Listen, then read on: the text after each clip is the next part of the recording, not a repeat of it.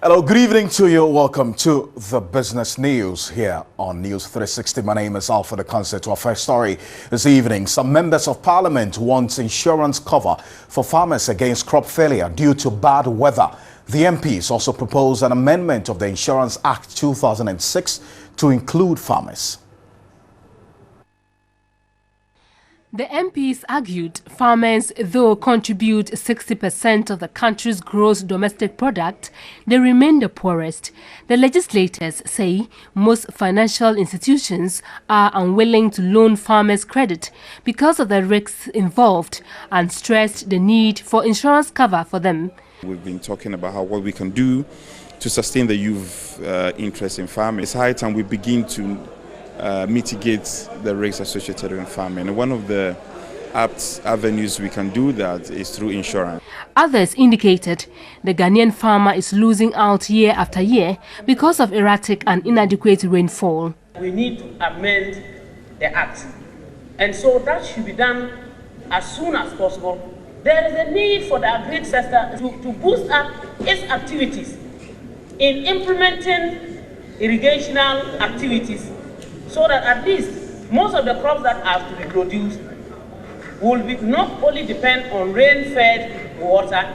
It's about time we, as lawmakers, push banks like Agricultural Development Bank to create insurance for our numerous families. The Ministry of Agriculture, in collaboration with GIZ, currently has a project, the Integrated Climate Change and Project Risk Management in our agricultural sector. And this is a project that started in 2015, and agricultural insurance is an important component. The MPs advocated an amendment of the Insurance Act 2006 as a measure to bring relief to farmers.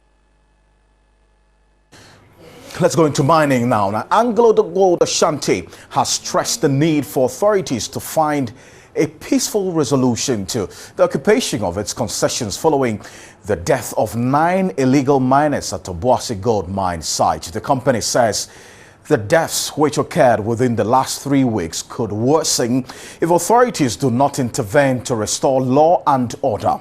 According to the mining giant, the lack of meaningful intervention by authorities since the initial invasion of the site in early February has emboldened growing number of illegal miners to intensify the activities in increasingly dangerous conditions. They claim the incursion of illegal miners followed the withdrawal of the government military protection from the mine. After initial incursions, the firm says it's convinced that the number of illegal miners has grown significantly and potentially into thousands. AngloGold Ashanti says its workers continue to receive reports of serious injuries and fatalities miners in hazardous working conditions. So far, the company says 5 people have recently died as a result of smoke inhalation, while 2 have died due to a stope collapsed and 1 from a blast.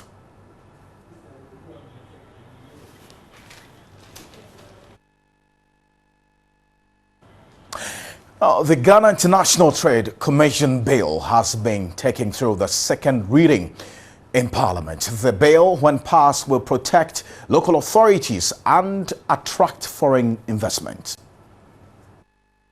The bill is expected to enhance transparency, fight corruption, and ensure goods are properly valued on reaching the ports.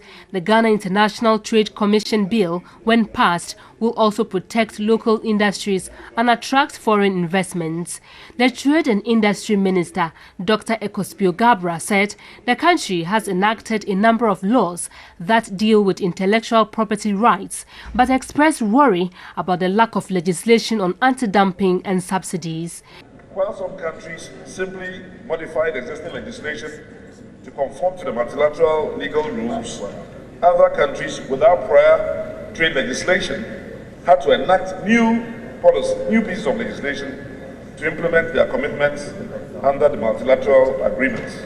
The bill is expected to establish the Ghana International Trade Commission as an independent agency that will settle disputes between importers and the Customs Division of the Ghana Revenue Authority.